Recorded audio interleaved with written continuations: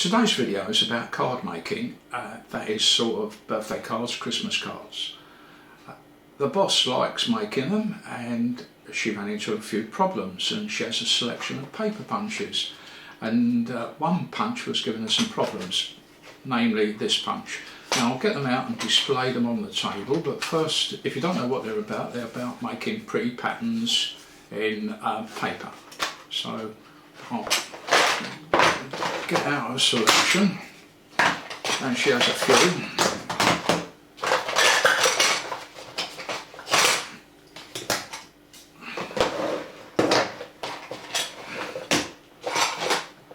Oh God, she's going to go mad. They're colour coded. Who cares? Oh, can't even worse. Oh blimey. I'm going to be in the doghouse when she gets back. Well, here they all are. So you've got different sort of patterns and different sizes and things. And I will now go and get a bit of paper. Although I've got card over here, I don't want to use the card, I'll use a bit of paper. And if you've not seen it done before, you probably have. Otherwise you wouldn't be here looking for a solution. You just press on them and it makes a little pattern in the paper. Now this one is a lot harder because it's got lots of little cutouts on there. The more cutouts there are, the harder it is to press them. So I'll use two fingers and press it, and you get a little cutout like so. This was a particularly stiff one. It was catching and it was impossible at times to press. All the others worked reasonably well, although I did catch her sort of standing on them to sort of press them through the card. Now the reason behind that is that we're quite elderly and her hands are becoming arthritic, and she also suffers with carpal tunnel syndrome, or did until she had the operations on both wrists. And I'll cover that a little bit further later on, because that'll be the second solution. First, how I got this to work properly again. Now I've seen other videos on the YouTube, one person actually taking it completely apart and messing around with it. But before you reduce yourself to that sort of level, they recommend that you try using tin foil, well, more precisely aluminium foil. We tried all those solutions, none worked, but I went down a shed. Now this part will probably horrify most of you.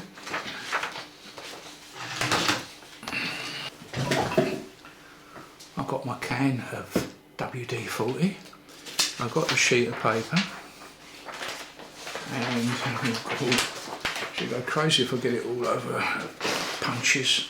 I don't really want to do that.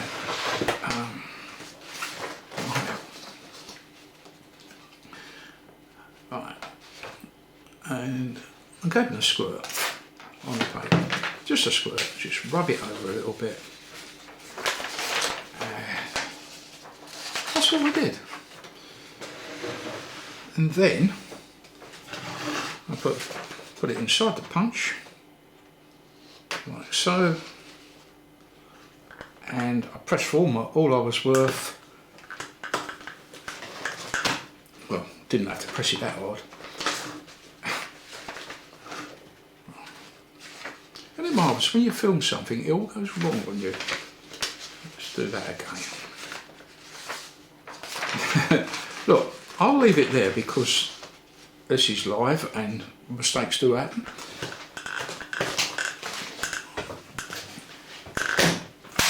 I just needed a bit more pressure. Oh, they've got this silly thing on the bottom.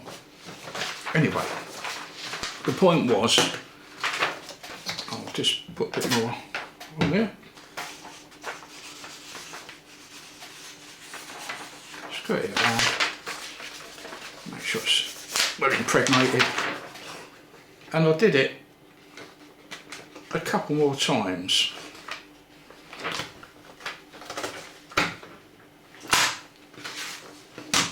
I won't carry on doing it because it's a bit pointless. And I found out that it freed it off on the first push. The first push freed it off. Totally unexpected, because I thought it was sort of burrs or something on the metal of the die itself.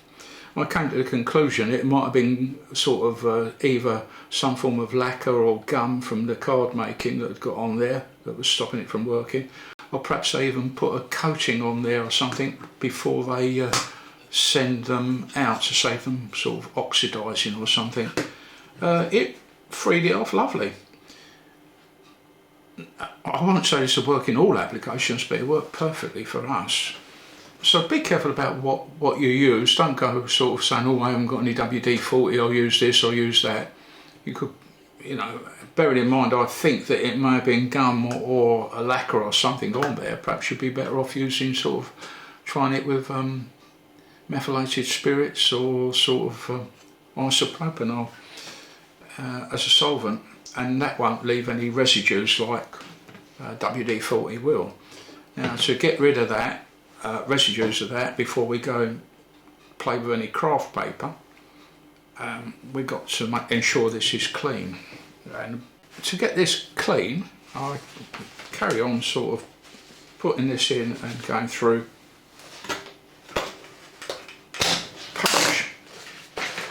When I take the paper out, I don't know if you can see, but there's a small little bit of oil mark there and there, and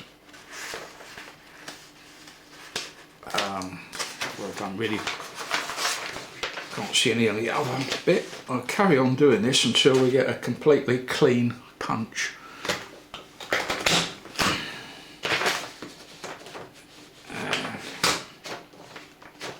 I can still see a small little speck there.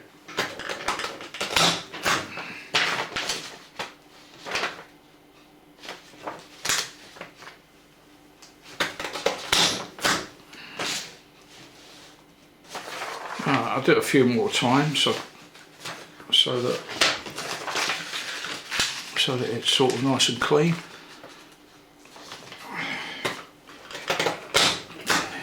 When the boss gets back from shopping, she'll know no different.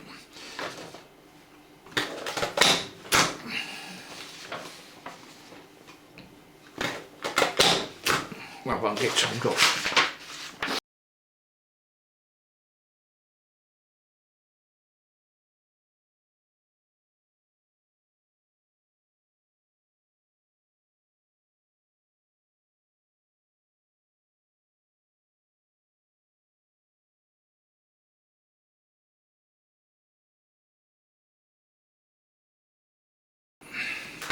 Carry on with a thin bit of paper because it's easier for me, but it's hard enough already. So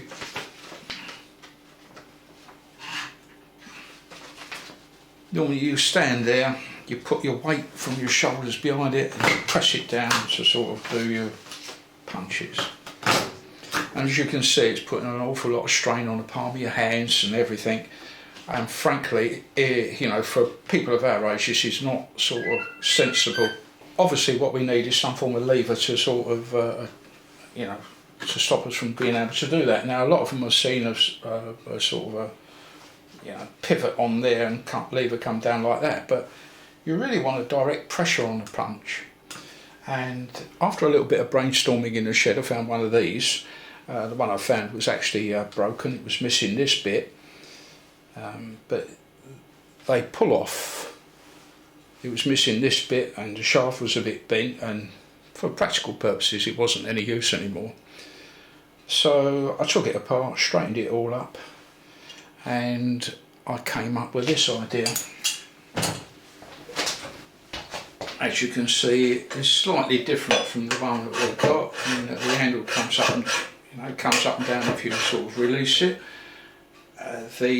Here I've replaced the pressure pad with ferrule from a walking stick, an old used ferrule, so I've got a nice sort of cushion on the bottom of it. The base of it I don't know where you can see, but I've glued the base to the bottom of the wood, made a slot in the wood, and it's all glued together with hot melt glue. The reason behind it is that it's sort of a concept model, if you like, prototype, and if it works well then it does its job. If it doesn't work well, we'll have to make something else. Now, rather than show you what it does, we're on thin card. I've got some different card here. Oh, just to show you how it works. It's pretty obvious really, and you're probably screaming at me saying, oh, that's simple. Well, it is, and it only took about an hour to make. This board that it's sitting on had the feet on it already because it was something else I made for something, and now dysfunctional and sitting in the scrap box. But there we go. Just grab hold of the. You can't see me squeezing the handle, which is the important part. Right. Hopefully that's good enough. And squeeze the handle, punch, release, and take it out. You can see that we've made our punch. Now, because it's just not a simple pattern, but a sort of a small pattern, it doesn't have to do multiple holes. It's relatively easy to punch through this paper. Now, this paper is, I think, 230 grams its weight, which is, well, where have we got it? Well, we'll come to that in a moment, but for all intents and purposes, it's, I don't know if you can see that. Well, probably you might not even be able to see it. I don't even know if it's in focus. It's 0.3 of a millimetre, which is 300 microns. And that's probably about as thick a card as you would like to use, otherwise you're going to be putting too much strain on your punches. Now we'll try it with this punch, which is a lot harder. The one that gave us all the problems. I've got it round all the way. And if I can get all this done before the boss comes back, she'll not know that I've done it. Here we go. Now we're in contact with it. Press it down. And then through. Down, up. And there we have a nice, clean hole punch. And hopefully, over time, this punch will wear in quite well. I hope you agree with me that it's a lot better than pressing your hand down on there. It's not perfect, it's very crude. I could engineer a better one, but there's no real need to. We only make probably upwards of a dozen cards a year, and not always with punches. But here we go again. There you go. Release, and that's it. And it's a lot less strain on the hand, although I'm not so sure about that. I wouldn't like to do it a lot of times. I would prefer, oh dear, been beaten to it, front door, it's opening. Hello darling, don't kill me. Let's try a different punch. Made it. Good. It's just started to rain, isn't it? Yeah. I'm just making a video, so if you can keep just stum for a few seconds. Okay. And we try it now with a different punch. Leave it down, give it a squeeze. I think that's gone through. Yep. And there we go. Another little while. This, as I say, it saves the pressing down all the time, and although this feels a little bit uncomfortable, I'd like to wrap that, I think, with some bit of whatever, bit of sponge or something. Right, that's all.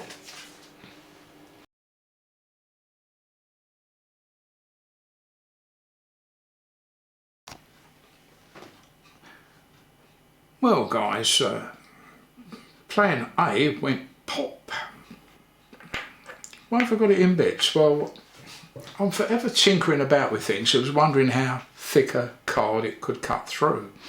And in doing so, I put too much pressure on and cracked the button that you press. So I thought, well, that's clever. I'll fill it up with some hot melt glue, and in doing so, the heat warped the plastic so that it no longer fits or locates on the die properly. And I had to spend an unhappy hour down in the shed turning up a new button.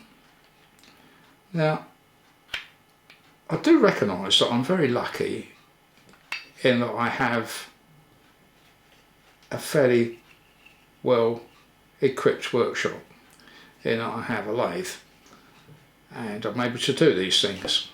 So I've made a nice new button to fit on the end, and we can put it all back together quite nicely like so, and being careful not to sort of damage it.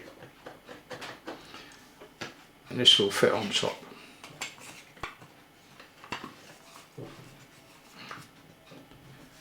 And I'm not sure how this fits together, and before I go any further I'm going to put my glasses on because I'm working close up. Not those, I think I'll put these on. Right, and there we go. We're all back in business. Punch works surprisingly well. I'm quite happy with that.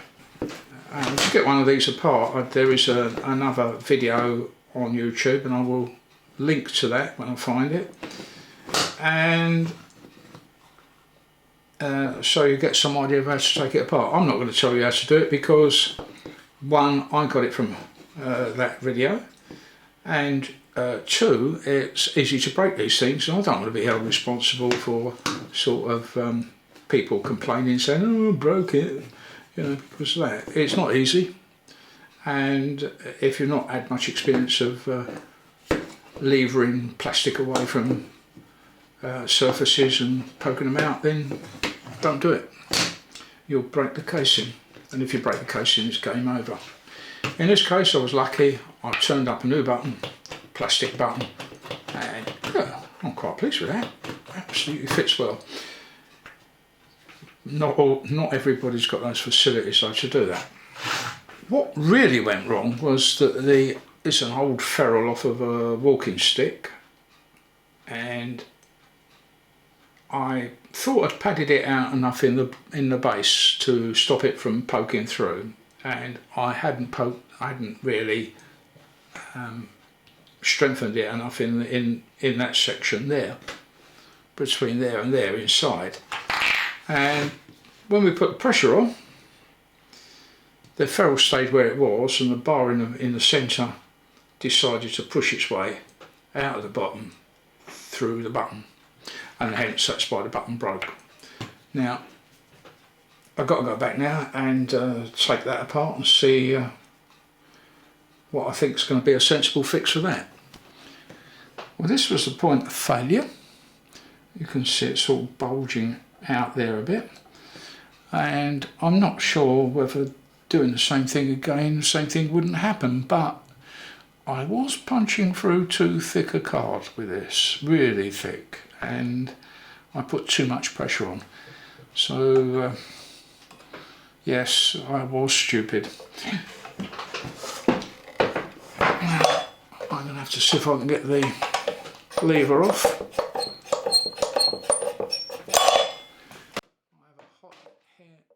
I have a hot air gun. What was that that fell on the floor? Couldn't have been anything important. And this is the beauty of sort of using glue, hot glue. You can sort of warm things up and get it undone again easy enough.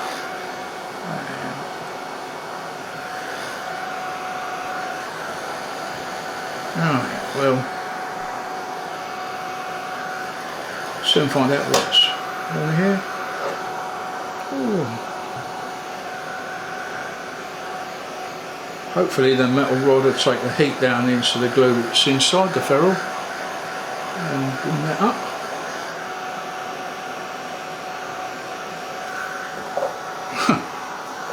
Right, let's see if we can, there we go, off. Oh blimey, it came off too easy. I think we can see what the problem was, the base, yeah, that's good, we can see what the problem is. Let's come down a bit, if we get it into shot.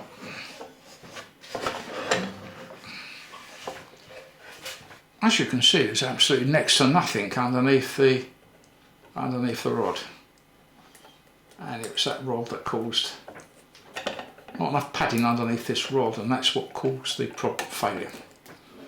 So there you go. Now, one of the things I do with this glue is once I can get it off,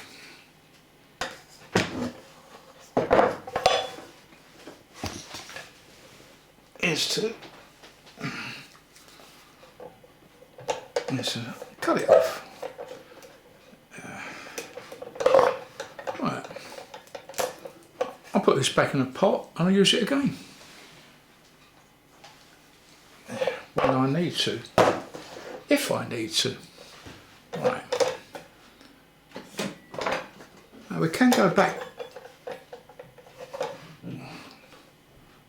Did he put the same ferrule on?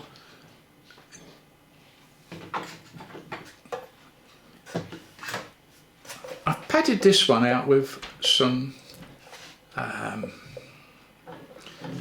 glue at the base, sort of a wedge that about sort of probably 3/8 of an inch long, and it's wedged into the bottom. I still don't like what's happening, and I'm thinking to myself that I ought to have something else around this shaft to sort of stop it from pushing its way through again. And I'm quite happy with the ferrule part of it. It's quite a good idea, but this other part isn't. So another little bit of a brainstorming session, and I'll be back. I'll just pop down the shed and machine up a little sleeve to go over there. And a blind hole, that'll fit over there like so, I hope. I'm not sure what to do here, whether to just leave it as a interference fit or whether to glue it on again. I might put a tag of glue at the top, but certainly not inside. I will put a little bit of glue inside though, down the bottom.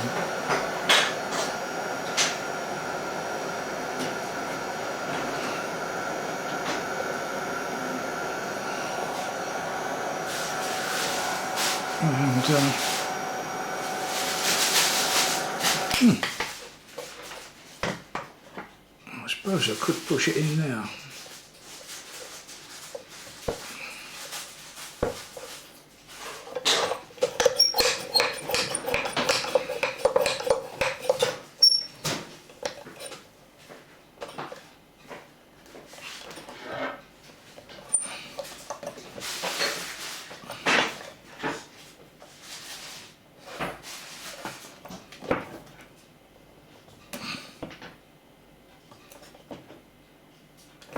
That's done. I'll never come out.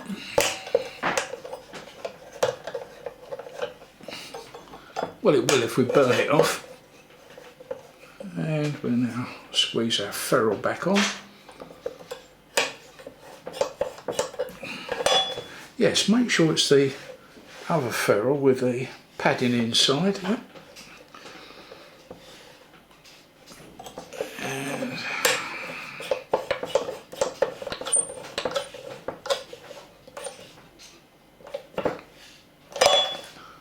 Hopefully that'll do the trick.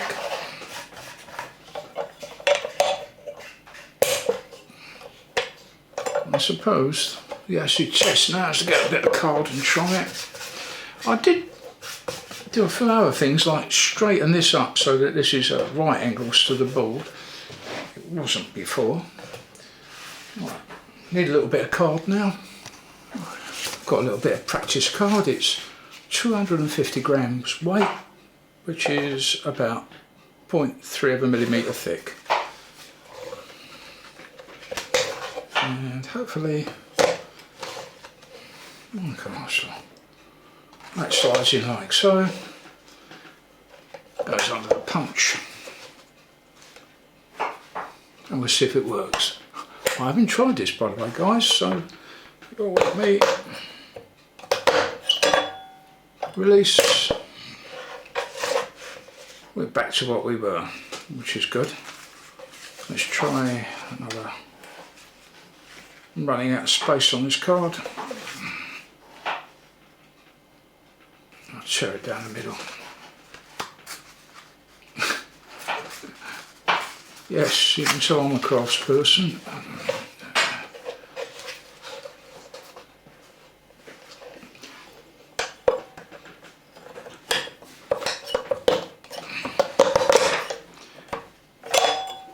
Now all I can say is if you do think this is a good idea and try to do it for yourself, don't use it as an excuse to increase the pressure of your bionic hands. Just think of it as a replacement for people who have got weak hands and need a little bit of extra help to get their punches through.